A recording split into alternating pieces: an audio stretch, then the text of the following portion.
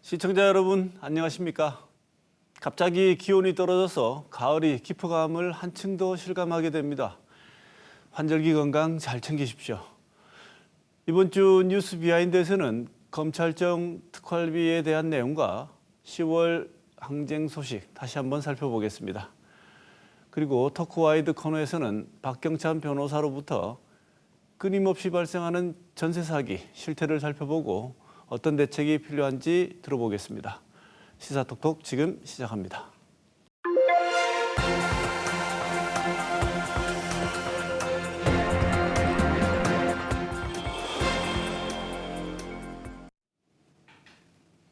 뉴스 비하인드 오늘은 뉴스민 천용길 기자와 함께합니다. 어서 오십시오. 안녕하십니까. 이태우 대구 문화방송 기자 있습니다. 어서 오십시오. 안녕하십니까. 자, 앞서 말씀드린 것처럼 오늘 검찰 사용한 특수활동비, 흔히 특활비라고 하죠. 몇 번 저희들이 연속으로 짚어봤는데요. 오늘 세 번째 순서 같습니다. 오늘은 역대 검찰총장이 다녀간 이후면 대구 고검에서 특활비 사용이 갑자기 늘어난다. 이런 주제로 다루고 있는 것 같습니다. 천용길 기자 네.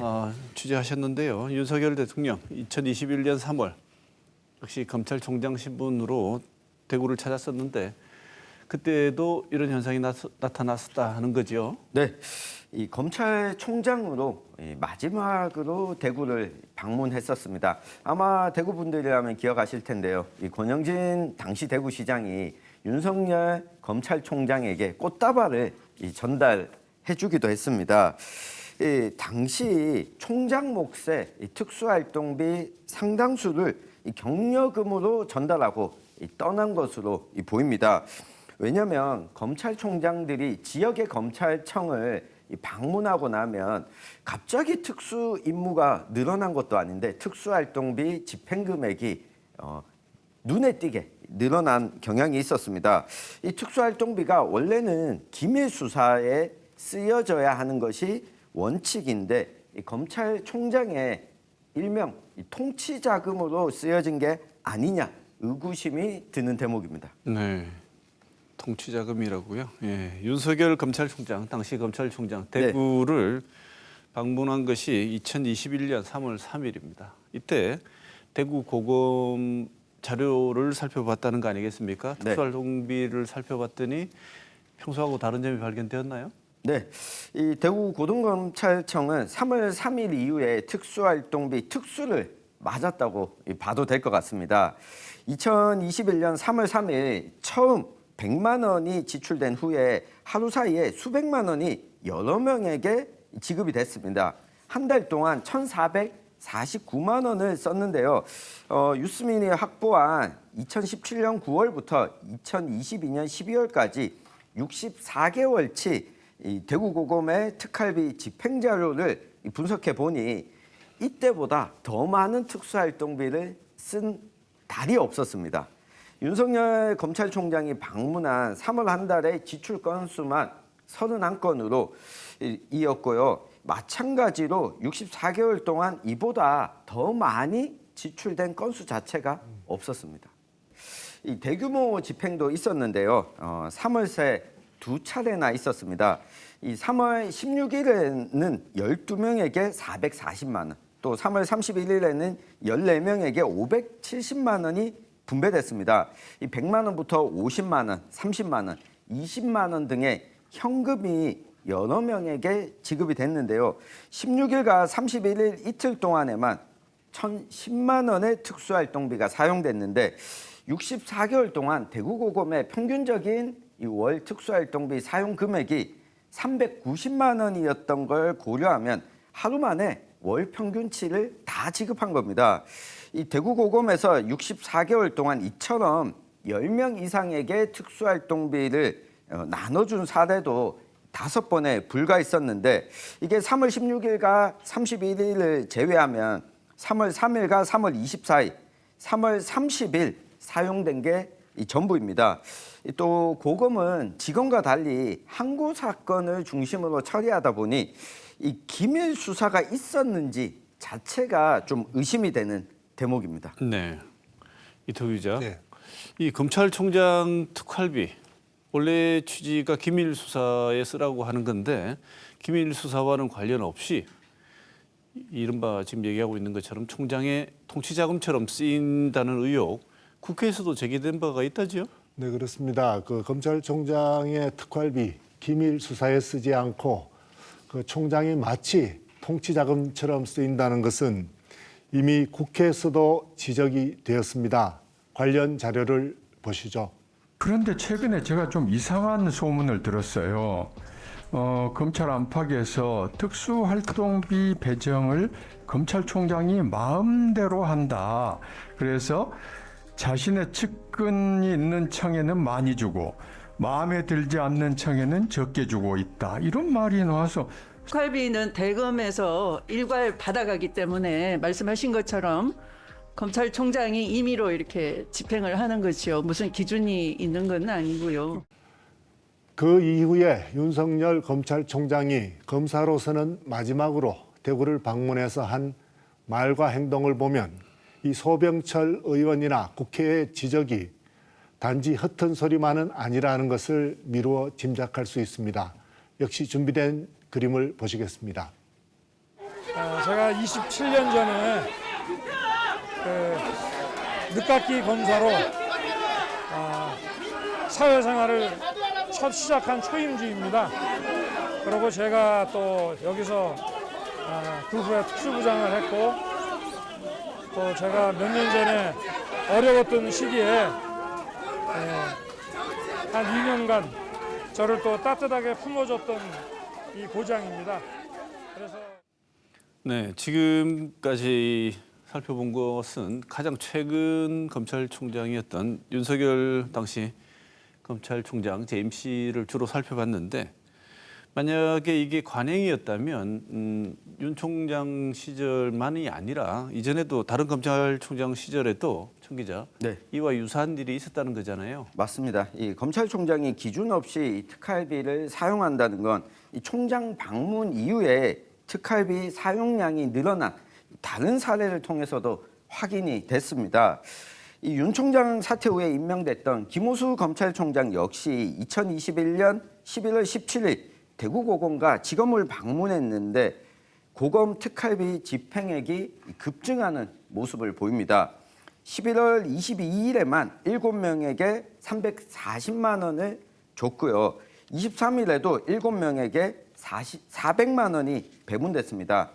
11월 한 달 동안 1,400만 원을 쓴 거였는데 윤 총장이 방문한 3월 다음으로 가장 많은 특활비를 썼습니다. 그중 1,150만 원이 22일, 23일을 포함해 이 김호수 총장 방문 후에 쓰여졌습니다. 이게 윤 총장 전임인 문무일 총장 때도 유사한 경향이 나타나는데요. 2018년 4월 19일 대구를 찾은 문 총장은 고검과 지검뿐만 아니라 대구지방검찰청 서부지청을 방문했습니다. 문 총장 방문 시점에 고검이나 지검에서는 이 특활비가 늘어나는 모습은 없었지만 대신 잘 방문하지 않는 지청을 방문하고 이 지청의 특수활동비 집행량이 급증했습니다. 이건 역시 64개월치 자료를 저희가 분석을 해봤는데요. 4월 한 달 동안에만 1,430만 원이 사용됐는데 역시 4월 19일 하루에만 1,230만 원이 한 명에게만 쓰여졌습니다. 이 공교로운 건 이 같은 날 이 문 총장의 총장목 특활비 집행에서 동일한 금액의 영수증이 대검찰청에서도 확인이 된다는 겁니다. 이 집행일자와 10만 원 단위까지 일치하는 이 영수증이 서부지청에 건네진 이 특수활동비로 보입니다. 네. 지금 짚어본 걸 보면 분명히 늘어난 것처럼 보이는데 이태우 기자. 네. 검찰총장 방문 이후에 특활비 집행 사용이 이렇게 느는 이유 어떻게 설명할 수 있을까요? 이게 여러 차례 증명이 되는 것이죠. 그래서 검찰총장의 방문과 특활비 사용 급증량은 결국 검찰총장의 특활비가 판공비나 경력금 그리고 통치자금 형식으로 사용된다는 것을 반증하는 것이라고 볼 수 있습니다. 지역 검찰청의 특활비 수입원이 그 대검에서 지역으로 내려오는 그 정기적이나 또는 비정기적으로 내려오는 그 수입원을 제외하고는 다른 통로가 없는 것을 안다면 이 검찰총장이 지역을 순회한 그 이후에 그 지역에 그 특활비가 늘어나는 것은 총장 몫의 특활비다. 이렇게 미루어 짐작할 수 있는 대목입니다. 네. 자, 이제 오늘 두 번째 주제 10월 항쟁 한번 살펴보겠습니다. 올해는 특히 10월 항쟁을 기억하려는 행사가 많이 있었던 것 같습니다. 일부 저희들이 지난주에도 다뤘었는데요. 전영길 기자, 네. 1946년입니다. 해방된 이듬해 벌어진 일인데요. 이게 대구에서 시작해서 전국적으로 확산된 일 아니겠습니까? 맞습니다. 해방 이후 최초의 시민들, 인민들의 항쟁이었다고 이 평가를 받고 있는데요. 이 1946년 9월 24일 대구에서도 이 노동자들이 총파업을 벌였고 여기에 이 9월 30일 미군정에 항의하는 시민들까지 합류하면서 10월 1일 대규모 시위가 벌어진 겁니다. 그런데 경찰이 발포하면서 시민 가운데 희생자가 나오게 됐고 더 많은 시민들이 이 시위에 참가를 하게 된 겁니다. 미군정의 식량 정책과 친일 경찰을 지속해서 등용하는 문제를 지적했었는데 여기에서 130여 명이 목숨을 잃게 됐습니다. 이후에 경북 지역까지도 확산이 되었는데요. 문제는 이 항쟁이 1946년에만 그친 것이 아니라 1950년 한국전쟁을 전후해서 이 좌익에 기여한다라고 하는 취지로 10월 항쟁 참가자들에 대한 이 무차별적인 학살이 함께 일어났다는 점입니다. 네. 이태우 기자, 예. 대구시 차원에서는 그래도 위령탕 건립하고 위령제 지원하고 했지만 그래도 아쉬운 부분이 좀 많은 것 같은데요. 네, 그렇습니다. 그 방금 전 천 기자가 이야기했지만 1946년은 그 미 군정이 있던 시기라 대한민국 건립 이전이었습니다. 그리고 1950년 한국 전쟁을 전후해서 많은 민간인들이 죽었는데 이거는 그 민간인 학살에 대해서 국가 폭력으로 인정이 되었습니다. 그리고 2009년이죠. 진실화해위원회에서는 그 10월 항쟁과 보도연맹을 공권력으로 인한 그 민간인 희생으로 공식으로 인정했습니다. 그래서 좀 나아진 부분도 있지만 아직까지 그래도 기억이나 보존이라는 측면에서는 아쉬운 부분이 있습니다. 네. 그래서일까요? 이 사실 잘 모르시는 분들도 많고 저만 해도 사실은 이 내용 자체를 아주 명확하게 알고 있다고는 할 수 없는데 올해는 그래서인지 10월 항쟁을 기억하자는 걸 주제로 하는 활동이 좀 많았던 것 같습니다. 천 기자, 이런 활동 소개 좀 해주시죠. 네, 지금 77주년입니다. 그러니까 당시 희생됐었던 분들의 자녀들이죠. 유족들의 경우에도 나이가 80을 앞두고 있습니다. 때문에 이러한 내용이 잘 알려지지 않았고 이대로 묻혀서는 안 된다는 시민들의 움직임이 있는데요. 10월 항쟁을 기억하는 시민 모임을 결성하고 이 다큐멘터리 사진작가죠. 이재갑 작가가 유족들과 함께 그동안의 기억을 담은 사진전을 이달 말까지 열고 있습니다. 그리고 10월 항쟁을 기리는 합창단도 결성을 하자라고 하는 움직임이 있어서 시민 약 20여 명이 여기에 또 참가를 하고 있고요. 이 대구 지역은 물론이고 전국적으로 10월 항쟁을 기억하는 자발적인 활동을 좀 지원하자는 취지에서 이 시민 모임이 구체적인 활동을 올해부터 시작할 계획입니다. 네. 이 와중에 김광동 진실화해위원장의 발언이 또 뭐 여러 구설을 낳고 있다고 하는데요. 이 기자, 네. 국정감사장에서 한 말이라지요? 네, 그렇습니다. 국정감사 이전에 그 10일 날에도 영천 유족회와 만난 자리에서 비슷한 이야기를 했고 13일 국정감사에서도 그런 이야기를 했습니다. 묘지는 전시에는 재판 없이 사람을 죽일 수 있다 이런 이야기를 했는데요. 그 이후에도 17일 진실화해의 전체위원회에서도 비슷한 발언을 했습니다. 어떤 발언이냐 하면 침략 세력에 가담해서 방화나 살인 등을 하면 대한민국을 적대시하는 행동이고 그것은 전시여서 재판 없이 즉결 처분이 가능하다 이런 식의 이야기를 했습니다. 네. 자, 천 기자. 네. 그러면 진짜 전시에는 즉결 처분해도 됩니까? 네. 이 전시라도 교전 상황이 아닌 경우에 비무장 포로나 민간인을 이 사법적 절차 없이 살해하는 행위는 대한민국 헌법에도 위배가 되고요. 여러 국내법을 위반한 이 불법으로 보고 있습니다. 이 최소한의 사법 절차도 거치지 않았던 이 국민보도연맹 사건과 이 부역 혐의 학살 사건 등 이 민간인 학살 사건은 전쟁 범죄로 지금 규정되어 있어서 국제관습법으로도 금지가 되어 있습니다.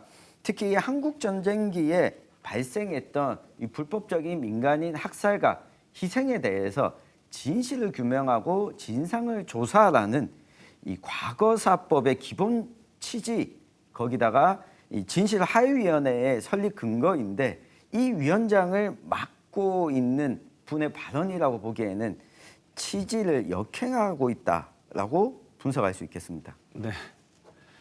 자, 두 기자가 준비한 오늘 소식은 여기까지입니다. 두 분 취재한다고 고생하셨습니다. 오늘 뉴스 비하인드 여기서 마치겠습니다. 고맙습니다.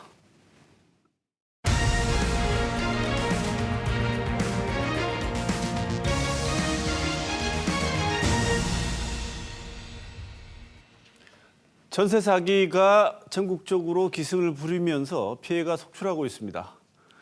전세 사기 피해 지원 특별법이 시행된 지 넉 달이 지났습니다만 여전히 역부족이라는 이야기가 나오고 있는데요. 오늘은 전세 사기 실태 한번 살펴보고 어떤 대책이 필요한지 짚어보겠습니다.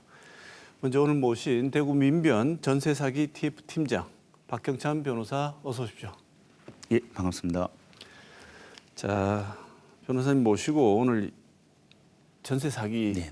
이모저모에 대해서 한번 살펴보고 네. 전세 사기란 말은 많이 듣고 뉴스에는 나오고 있지만 그냥 일반적으로 우리가 생각하는 것보다는 수법도 교묘하고 네, 맞습니다.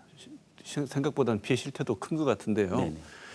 인천에서 제일 먼저 이런 일들이 보도가 됐고 그다음에 네, 수원으로 네, 넘어갔다가 대전에서도 비슷한 일이 있고 네. 우리 역시 대구 지역도 예외가 아닌 것 같은데요. 네, 맞습니다. 최근에 대구 지역에서 이 깡통 전세라고 네, 맞습니다. 하는 것으로 보증금을 무려 46억 원을 가로챈 피해 전세 사기 네, 사건이 맞습니다. 얘기가 돼서 검거되었다고 하는데요. 네, 네, 네. 이거 제법 큰 큰 단일 금액이죠. 건으로는 굉장히 네, 큰 것 같은데 이 얘기 먼저 하고 어떤 네, 네. 수법인지 소개를 좀 해주시죠. 네. 지금 최근에 문제된 이제 깡통 전세 이제 관련돼서 이제 전세 사기가 문제됐는데요. 이제 보통 이 깡통 전세라는 것은 이제 주택의 담보 가치보다 그리고 선순위 이제 건재당권이나 아니면 선순위 임차 보증금이 높은 경우를 말합니다. 이제 그런데 이 경우 같은 경우에는 깡통 전세를 이제 임대인과 그리고 공인중개사가 짜고 일부러 이렇게 만든 것인데요. 그 이후에 이제 임차인들에게 이 사실을 공개하지 않고 계속적으로 임차 보증금을 받으면서 피해 규모가 아주 크게 된 그런 사례입니다. 어떻게 지금 말씀 들어보면 뭐 입주자들이 깡통인 거 알고 누가 네, 그렇습니다. 전세 계약을 하겠습니까? 네, 네. 그런데 심지어 공인중개사가 네, 그렇습니다. 공모를 했다면 이거는 사실은 전세 사기가 아니고 그냥 사기 사건이에요. 예, 사기입니다. 그래서 예. 저희가 이제 전세 사기라는 것이 이제 전세 관련된 이제 사기 행각을 보고 이제 전세 사기라고 이제 특정하는 것이고요. 네. 기본적으로 상대방을 기망을 해서 어떤 재물을 취하려 하는 이제 사기 행각이라고 보시면 됩니다. 네, 이렇게 맘먹고 했으면 46억 원 정도면 네, 피해자가 굉장히 많을 것 같아요. 네, 맞습니다. 그리고 이게 한 5채 정도 빌라를 했는데요. 보통 이제 빌라에 한 10가구 정도 산다고 보시면 50에서 한 60명 정도의 피해자가 발생했다 이렇게 보시면 됩니다. 네, 사실은 그냥 전세 사기 이렇게 말하기보다는 다양한 유형이 있을 것 같습니다. 일단 이 사례들 네, 네. 뭐 소개를 좀 해주시고 네. 여기서 주목해야 될 점이 어떤 게 있는지 한번 말씀을 네. 좀 주시죠. 뭐 지금 말씀하신 것처럼 이제 전세 사기라는 것이 기본적으로 이제 사기 행각을 말하는 것이고요. 근데 다만 이제 그 수법이 이제 전세 계약과 관련돼 있기 때문입니다. 그리고 이제 전세 같은 경우에는 이제 저희 나라 이제 독특한 어떤 뭐 토지 이용하는 제도인데요. 큰 돈을 목돈을 이제 임대인에게 맡기고 그리고 매월 내는 이제 월차임을 면제받는 그런 방식입니다. 그렇다 보니까 규모의 큰 돈들이 좀 이렇게 이동을 하다 보니까 그걸 노리는 어떤 사기 행각이 발생하게 되는 것인데요. 처음에 이제 그 임대인이 이제 세를 놓을 때 전세 계약을 할 때 뭐 본인이 입장에서는 충분하게 담보가 있다고 생각을 해서 전세를 놓을 수 있습니다. 이제 그런 경우에 있어서는 저희가 보통 이제 깡통 전세다 이렇게 말씀을 드리는 거고요. 그렇지 않고 이제 임대인이 그런 부분에 대해서 본인이 알고 있거나 아니면 처음부터 그를 의도로 했다 그러면 이제 사기다. 그래서 전세 사기라고 보는 것입니다. 그래서 한 유형을 보게 되면 이제 통상 이전에 이제 보통 전세 관련된 사기를 보게 되면 선순위 이제 건조당권이 있는 경우에 임차인에게 보증금을 주면 내가 앞순위 이제 선순위를 내가 다 꺼주겠다, 말소를 해주겠다, 뭐 이렇게 말을 했는데 실질적으로는 이행되지 않았는 거죠. 네. 이런 경우에는 임차인 같은 대항력이 없습니다. 그렇기 때문에 이제 본인의 임차 보증금을 이제 확보하지 못하는 경우가 많았었는데요. 최근에 이제 벌어지는 것들은 그런 것보다는 선순위 건조당권이나 선순위 임차 보증금에 대해서 허위로 고지를 하고 많은 금액의 임차 보증금을 받으면서 전세 사기를 벌리는 그런 수법이 많았고요. 그리고 이제 대구 지역에도 이제 최근에 많이 이제 이슈가 됐는데요. 신탁 사기입니다. 네.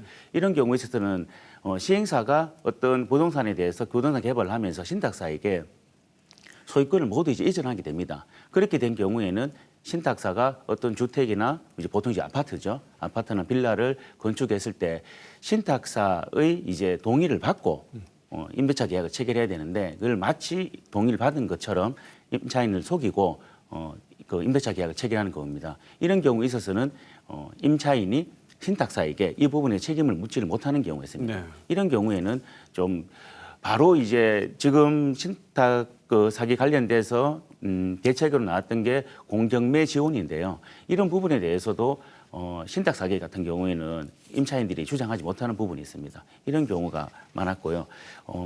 그리고 이제 공인중개사 관련돼서 이제 신탁 사기에 이렇게 가담하게 된 경우를 보면 임차인 같은 경우에는 선순위 임차인의 이제 임차 보증금 얼마인지를 모릅니다. 이런 경우에 공인중개사 많이 의지하게 되는데요. 이 공인중개사와 임대인이 짜고 공인중개사 허위에 임차 보증금 규모에 대해서 말을 하면서 임차인이 그걸 잘못 알고 임차 보증금을 전달하면서 사기 행각의 피해자가 되는 그런 경우가 있습니다. 네.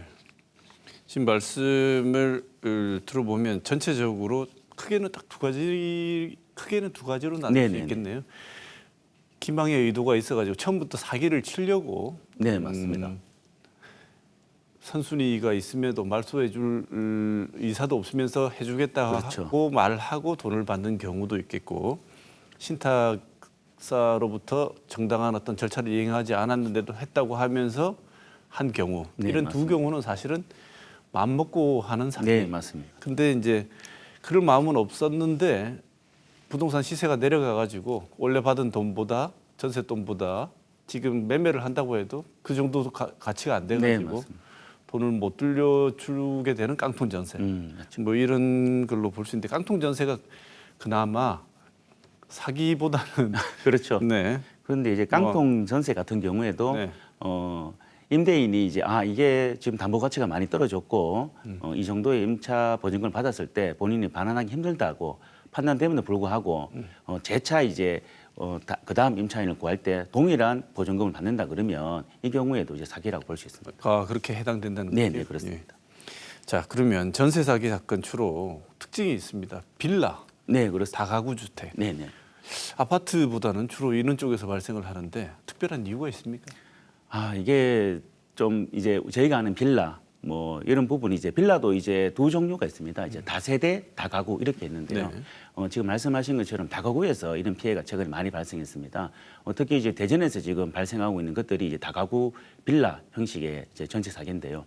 이 경우는 이제 다가구 같은 경우에는 전체 건물 한 동을 하나의 부동산으로 보게 됩니다. 그렇다 보니 이제 선순위나 아니면 건전한권에 대해서 전체 건물을 같이 보다 보니까 이거를 평가하거나 그리고 임차인이 그 임차 목적물에 들어가면서도 본인이 앞순위의 임차 보증금이 어느 정도인지도 확인하기 힘듭니다. 네. 만일에 이제 개별적으로 나누어져 있는 다세대 이제 빌라 같은 경우에는 본인이 들어가는 호실에 대해서만 부동산 등기부를 떼보고 확인하면 되는데 그렇지 않고 다가구 같은 경우에는 전체를 함께 평가하다 보니까 이렇게 깡통 전세 또는 이제 전세 사기에 피해자 되는 경우가 많습니다. 네. 미리 알아볼 수 있는 방법이 없다는 네, 그렇습니다. 그런데 지난 6월부터 시행된 정부 이제 전세 사기 특별법, 뭐 현실적으로 피해자들 구제할 수 있느냐 말이 많았었는데요. 네네. 없는 것보다는 분명히 낫겠죠. 네, 맞습니다. 그렇지만 전세 사기 특별법이 크게 두 가지 차원으로 나누어서 진행이 되면서 하나가 경공매 절차 지원이고 또 하나가 금융 지원 네, 이렇게 맞습니다. 나와 있는데 이게 과연 제대로 작동하고 있는가에 대해서는 여러 가지 아쉬운 얘기들이 많이 네, 나오는 것 맞습니다. 같습니다. 그래서 먼저 이 지금 나와 있는 전세 사기 특별법 제일 먼저 짚어볼 거는 경공매 절차 지원 네, 이게 네. 어떤 내용이고 뭐 어떻게 구제가 되고 있는지 그리고 실효성을 어떻게 보시는지 말씀 좀 주시죠. 네네. 이런 경우는 이제 피해 임차인이 이제 후순위 이제 임차인입니다. 이제 선순위로 이제 건재당권이 있다든지 아니면은 이제 선순위 임차인이 있는 경우에 이제 발생하는데요. 그렇다 그러면 이제 이 선순위에 따라서 경매가 진행된다 보면은 본인이 대항력이 없어서 이제 그 주거지를 잃어야 되는 그런 상황입니다. 네. 그렇기 때문에 경공매가 진행됐을 때 그 진행을 이제 유예를 한다든지 안 그러면 정지를 시키는 신청하게 되면 받아들여질 수 있고요. 예, 가장 이제 중요한 것이 그렇다 그러면 임차인에게 우선 매수 청구권을 행사하는 겁니다. 그러니까 인정해 주는 건데요. 네. 우선 매수권을 행사하게 되면은 이제 경락이 되었을 때 동일한 금액으로 본인이 가장 먼저 매수를 할 수 있는 그런 지위를 줍니다. 이제 이런 경우에 있어서 좀 아쉬운 거는 뭐냐면은 그럼 그 임차인이 또다시 그 매수 청구를 행사했을 때 낙찰 대금을 지급을 해야 되거든요. 네. 이제 그 금액을 이제 재차 마련하고 마련하다 보면은 또 하나의 또 빚이 생기는 거고 네. 좀 문제가 있고요. 그럼 이런 경우에 그러면 LH 공사에 그러면 매수 청구권을 이제 양도를 하는 거죠. 그러면 좀 매수를 해달라. 그리고 본인들이 매수를 해서 내가 계속 살게 해달라고 할 수 있는데 이런 경우에 있어서도 LH 공사에서 매수할 수 있는 주택들이 좀 제한이 있습니다. 네. 뭐 불법 건축물이 좀 있다든지 그렇지 않고 이제 근린 생활시설 같은 경우에는 매수하기가 어려운데요. 이런 부분에 대해서는 좀 경공매 지원이 이제 좀 효과를 발휘하지 못하는 그런 상황입니다. 네. 경매 또는 공매 절차가 진행될 때 네, 맞습니다. 최대한 피해자한테 유리하도록 네, 맞습니다. 나름의 길을 열어놨긴 했지만 네. 또 다른 추가적인 돈을 부담하고 네. 동원하지 않으면 실질적으로는 효과가 없는. 네, 그리고 또 하나가 이제 신탁 사기 같은 경우에는 임대인과 이제 실제 소유자가 다릅니다. 소유자 신탁 사고, 임대인이 보통 시행사가 많은데요. 네. 그러다 보니 이 경우에 있어서는 경공매 지원에서 제외되는 그런 지금 실정입니다. 꼭 필요해 보이는 데는 다 빠져 있네. 어떻게 보면. 네, 그렇습니다. 네. 그래서 이 실제로 이 경매 혹은 공매 절차 지원을 통해서 이 혜택을 본 피해자의 비율은 어느 정도 된다고 보십니까? 이게 사실 이게 좀 전체적으로 파악되지는 않았지만은 이렇게 많이 신청하지 않는 이유가 뭐냐면 선순위 임차인 같은 경우에는 본인이 공경매에서 우선 매수청을 행사할 이유가 별로 없습니다. 네. 본인이 이제 대항력이기 때문에 네. 나갈 이유가 없고 그렇죠. 그리고 임차 보증금이 어느 정도는 보장이 되기 때문에 주택가액이 본인의 보증금 이하로 떨어지지 않는 다음에는 이제 보장이 됩니다. 네. 이제 그런데 그럼 후순위 같은 경우에도 좀 문제가 되는데 아까 말씀드린 것처럼 후순위 같은 경우에는 본인의 이제 임차 목적물을 이제 전부 다를 이제 떠나야 되는 그런 상황이 벌어집니다. 그러다 보니 많은 생각을 하게 되겠죠. 왜냐하면 깡통 전세가 되었든 아니면 전세 사기가 되었든 어떤 기저에 깔려 있는 것이 지금 어떤 이제 임대주택 가치가 전세 보증금에 미치지 않기 때문이거든요. 네. 그렇기 때문에 실질적으로 이런 경공매에서 본인들이 매수 청구를 행사하겠다고 하시는 분이 그리 많지 않은 걸로 파악됩니다. 네.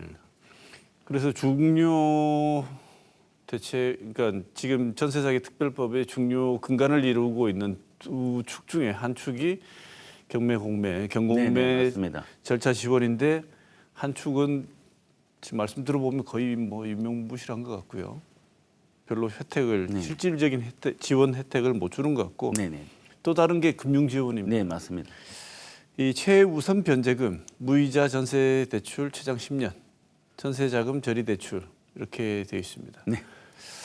그래서 당장 이 금융지원이니까 네네. 이거는 이제 손에 좀 잡히고 네네. 급한 불을 끌 수 있도록 해주는 맞습니다. 지원 같은데 이게 피해자들 상황을 종합적으로 볼 때 옆에서 또 지켜보고 상담도 네네. 많이 하셨을 텐데 네, 네.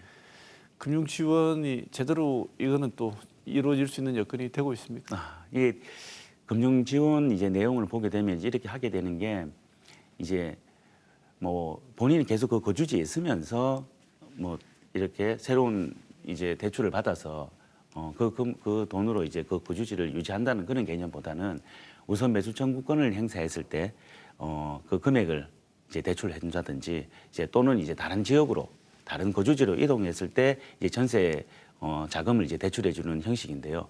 이제 그러다 보니 이제 저리긴 하나 이제 또 다른 이제 빚을 양상하게 되는 거죠. 그리고 이제 최우선 이제 변제금 같은 경우에 좀 먼저 이제 지급하겠다라고 했는데 최우선 변제금이 지금 현재 기준으로는 대구 기준으로 2,800만 원입니다. 네. 그런데 지금 이제 지금 전세에 대해서 제가 이야기를 하고 있거든요. 뭐 소위 말해서 반전세, 뭐 네. 보증금이 있고 월세를 낸다 이런 것도 아닙니다.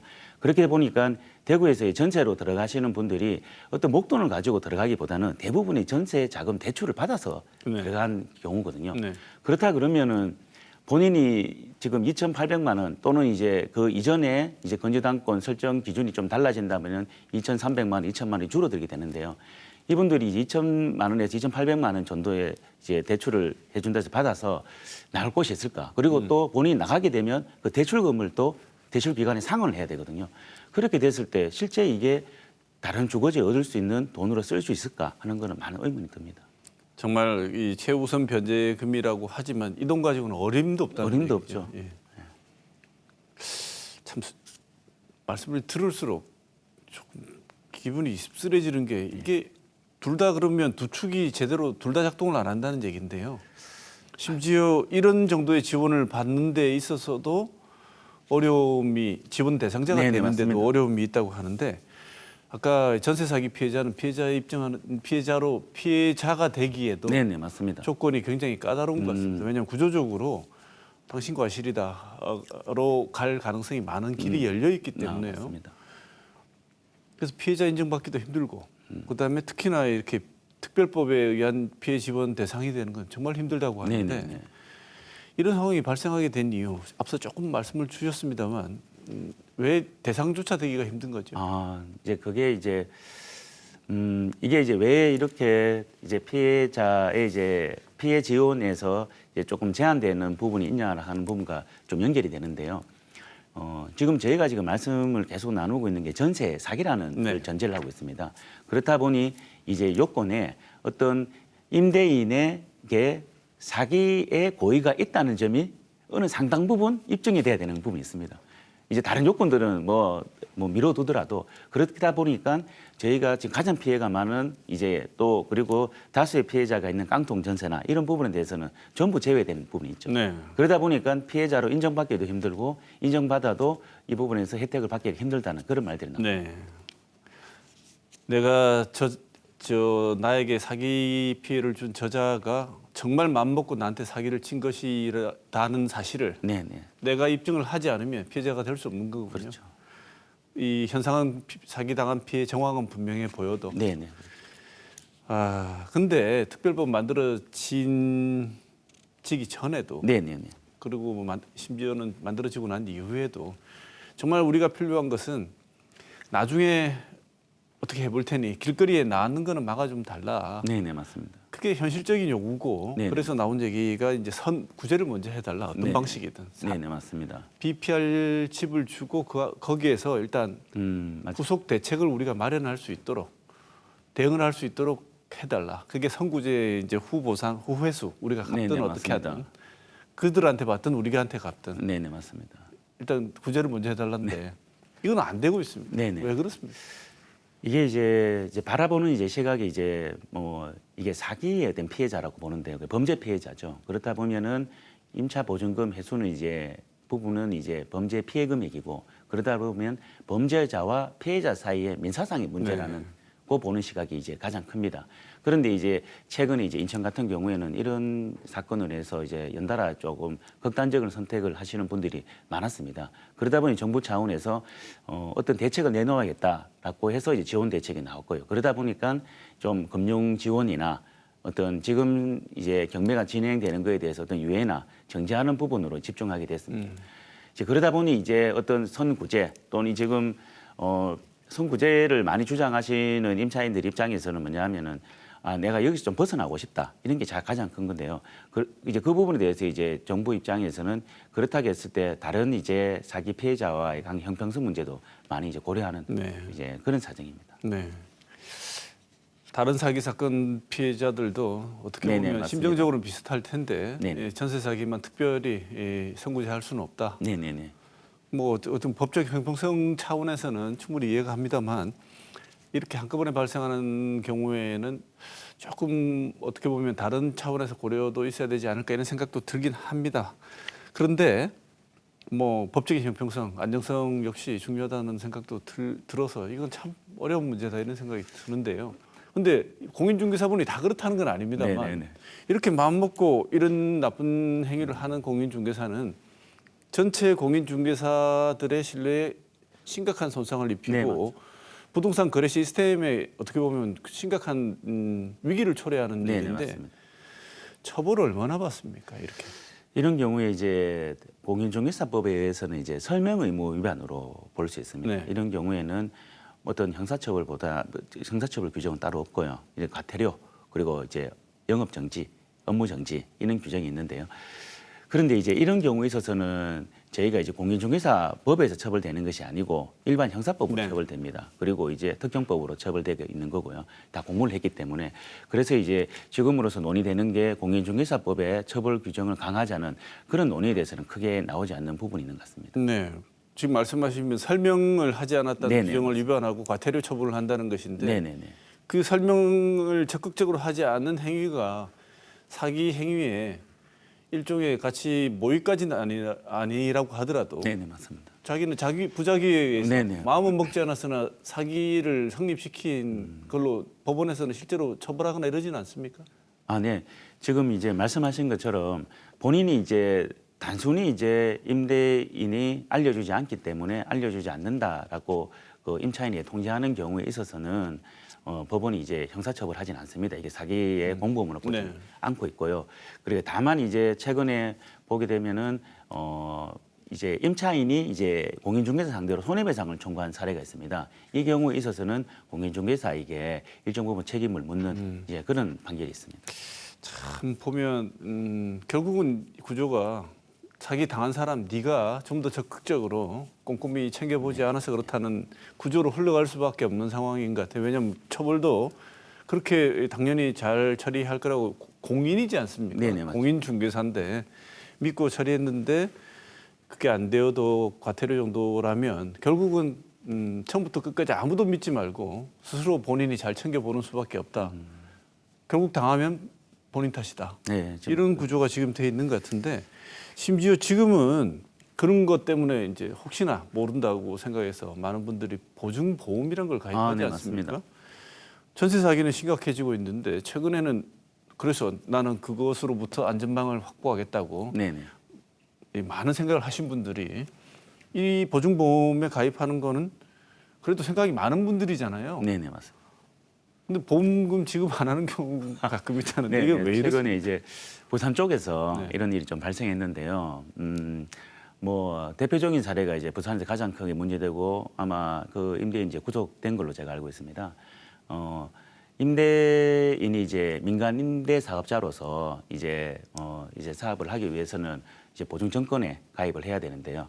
이제 그러다 보니까 그런데 그 조건이 있습니다. 이렇게 어떤 임대 이제 주택의 공시지가의 뭐 150% 내에서 임차 보증금을 받을 수 있다. 뭐 이런 기준들이 좀 있습니다. 네. 그런데 그거를 이제 면탈하기 위해서 임대인이 임대차 계약서에 이제 그 보증금 난을 이제 좀 위조를 하는 거죠. 네. 위조를 해서 만일에 이제 뭐 1억 5천인데 이제 이 부분에 대해서 1억으로 기재해서 실제 받은 보증금을 이제 낮추는 거죠. 낮추다 보면은 전체 이제 기준에 이제 부합되도록 만드는 것입니다. 그런데 실제 받은 건 1억 5천입니다. 그런데 1억 5천으로 전부 이 한동에 이제 임대주택을 계산하게 되면 이제 한도를 훌쩍 넘은 거죠. 네. 이제 이런 경우에 있어서 이제 주택 이제 도시 이제 보증공사인데요. 여기 네. 보통 허그라 그럽니다. 네. 허그에서 이런 경우에 임대인에게 보증 계약을 해지를 하고 그래서 임차인에게 이 해지를 통해서 저희가 보증금을 드릴 수가 없다. 뭐 전세 보증금을 반환할 수 없다. 이렇게 통지하는 경우가 발생했습니다. 네. 결국은 보험 증권도 믿었는데 그것도 마음 먹고 네, 사기를 맞습니다. 치는 자들한테는 당할 수가 없다는 네, 얘기인데 네, 네. 지금 우리 박 변호사님 보시기에 실제 사례도 상담하고 네, 이러면서 보시기에 전세 사기 특별법 사각지대 이거는 조금 보완해야 된다고 생각되는 지점이 어딘가요? 네네. 지금 뭐쭉 이제 말씀 다 드렸습니다. 이게 선고제 이제 후 회수를 하자 이런 뭐 여러 가지 이야기가 나오고 있는데요. 가장 이제 사각지대가 지금 많이 드러나는 게 이제 다가구 임대주택에서 많이 드러나고요. 그리고 이제 신탁 사기에서 많이 드러납니다. 그런데 이런 부분에 대해서 뭐 좀 피해자에게 어느 정도 구제가 되기 위해서는 이제 선구제 그리고 후 회수 이래. 그런데 이제 일각에서는 이제 이런 부분을 그러면 임차인에게 전액을 이제 뭐 임차 보증금을 국가에서 책임진다라고 알고 계시는 분들 계신데 그렇지는 않고요. 지금 그런 부분에서 프로그램이라고 이렇게 칭하고 있는데요. 일정 부분 이제 정부에서 임대차 보증금 채권을 매입하는 기간을 지정을 하고 그런 그 매입하는 기간에서 당시 이제 임대차 보증금이 이 채권을 평가를 합니다. 이제 평가를 해서 임차인에게 이 평가 금액을 이제 선지급을 받겠느냐라고 여쭤보는 거고요. 그럼 받겠다 그러면은 그 금액을 드리고 임차인은 다른 이제 주거지로 이동하고 그래서 이제 임차인에게 어떤 이제 선택권을 좀 네. 주어지는 이제 그런 방식을 취하지 않겠냐 하는 게 제 생각입니다. 네, 좀 더 적극적으로 지금 네네. 이런 현상을 당장 당하신 분들 특히 젊은 분들 네네, 많은데 맞습니다. 타개할 수 있는 방법을 조금 전향적으로 네네, 맞습니다. 고려해달라는 말씀을 주셨습니다. 계속 변호사님하고 말씀 나누면서 제가 든 생각은 네네. 앞서 말씀드렸습니다만 부동산 계약 결국은 당하면 전세 사기를 당하면 가장 고통스러운 건 개인이고 네, 맞습니다. 책임도 개인에게 자꾸 돌아온다고 하고 있습니다. 네. 그래서 이 전국적인 책임은 개인에게 전가되는 현 상황에서 변호사님 보시기에 이 앞으로 계약을 앞두고 있는 많은 개인들에게 꼭 이것만은 유의하고 확인하고 조심해달라고 당부하시고 싶은 말씀이 있으면 끝으로 듣고 오늘 네네. 속보에도 마쳐야 될 것 같습니다. 네네. 이제 먼저 이제 하나 이제 말씀드리고 싶은 것이 이제 이 지금 전세 사기 깡통 전세가 발생했는 게 좀 개인의 문제는 아닙니다. 사실 이런 깡통 전세가 발생할 거라고 대해서는 한 3년 전부터 이제 경고가 다 있었고요. 부동산 경기가 이제 과열되면서 문제가 발생했었습니다. 그리고 깡통 전세로 인해 가지고 지금 임대주택이 이래 뭐 각 호실들이 좀 비거나 안 그러면은 실제 이제 임대주택을 관리해야 되는 소유자가 뭐 사라지거나 이런 경우가 있어서 임대주택이 관리되지 않아서 사회적 문제가 발생될 거라고 지금 예측이 다 가능하고 있습니다. 그렇기 때문에 이런 부분에 대해서는 좀 지자체나 아니면 정부에서 전향적으로 관리가 필요할 것 같고요. 실태 파악도 필요하고요. 그리고 이제 임차인 같은 경우에 있어서는 이런 이제 전세 사기나 깡통 전세를 피하기 위해서 보통 뭐 말합니다. 뭐 등기부 등본을 좀 확인하자. 그리고 동사무소 확정일자도 잘 확인해 보자. 뭐 이렇게 이야기하지만 사실 뭐 마음 먹고 임대인이 그런 부분을 동의를 해주지 않겠다라고 하면 사실 뭐 나는 마음에 드는 집인데 임대인이 좀 까탈스럽다 해서 들어가지 않을 수 없는 그런 사항이 있습니다. 이런 경우에 있어서는 공인중개사에게 보증증권에 좀 가입하게 해달라. 그리고 보증증권에 가입할 수 있는지 좀 확인해 달라라고 꼭 요청하셔서 보증증권 가입 이후에 한번 이제 임대차 목적물에 들어가시는 게 맞다고 생각합니다. 네. 대구 민변에서 전세 사기 TF 팀장을 맡고 계신 박경찬 변호사 모시고 오늘 끝없이 벌어지고 있는 전세 사기 피해 상황 그다음에 필요한 대책 좋은 말씀 들었습니다. 고맙습니다. 네, 감사합니다.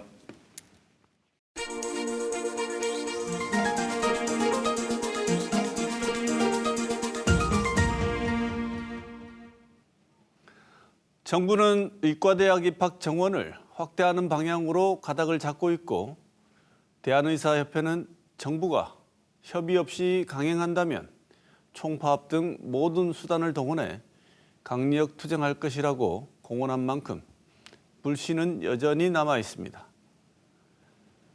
지역에는 병원이 없어지고 있고 병원에서는 필수 의료 인력이 부족하다고 합니다. 그래서 응급실 뺑뺑이와 같은 서글픈 현실은 자주 뉴스에 등장하고 있습니다. 이 와중에 우수한 자원들은 이공계 연구실을 뒤로하고 의대로 몰리고 있습니다. 중국 제나라에 임금을 위한 그림을 그리는 화가가 있었습니다. 임금이 무엇을 그리기가 가장 어려운가라고 묻자 개와 말을 그리는 게 가장 어렵다고 대답합니다. 그러면 가장 그리기 쉬운 것이 무엇이냐고 묻자 귀신을 그리는 게 가장 쉽다고 합니다. 개나 말은 사람들이 다 아는 것이라 똑같이 그리기 어렵지만 귀신은 정체가 없고 사람들 앞에 나타나지 않아서 그리기 쉽다고 말합니다. 매일 경험하고 있는 의료 현실은 답을 그리기가 너무 어렵지만 국민 생명권 보장이라는 것이 헛개비 같아 아무도 본 적 없는 탓인지 이런 일처럼 다툼에서 필요할 때면 정부도 의사단체도 맨 앞에 내걸고 주장하는 것 같아 보고 있는 사람들 마음이 씁쓸해지는 것 같습니다. 이번 주 시사톡톡은 여기서 마치겠습니다.